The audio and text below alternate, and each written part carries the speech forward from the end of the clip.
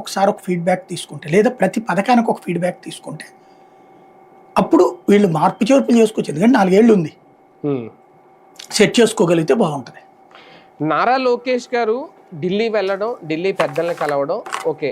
అయితే మొన్న last time ఫ్యామిలీతో వెళ్ళి నరేంద్ర మోడీ గారితో భేటీ అయినప్పుడు అప్పుడు జరిగిన సంభాషణని ఇప్పుడు బయట పెట్టారు. ఆయన ఒక రకంగా అంటే ఆయన దాదాపు 25 ఏళ్ళుగా ఆయన అధికారంలో గుజరాత్గా సీఎం చేశారు. ఇప్పుడు వరుసగా 3వ సారి ప్రధానిగా చేస్తున్నారు. ఆయన సలహాలు అవసరం, తప్పనిసరిగా తీసుకోవాలి.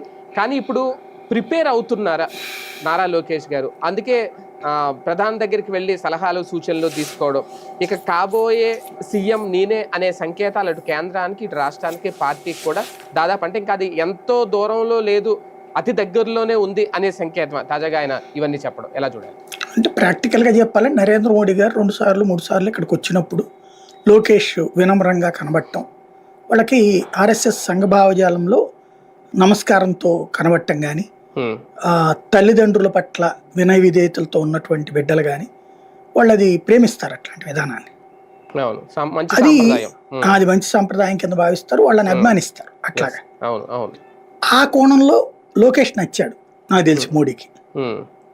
ఆ నచ్చడం వల్ల లోకేష్ని వచ్చి కలవచ్చు కదా నీ ఫ్యామిలీతో ఒకసారి ప్రశాంతంగా కూర్చుంది కానీ అని చెప్పడం, ఈయన భార్య పిల్లల్ని తీసుకుని వెళ్ళటం.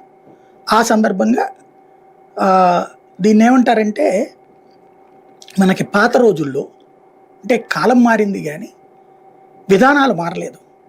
మనకి హిందూ సంప్రదాయంలో పాత రోజుల్లో గురువులు ఉంటారు.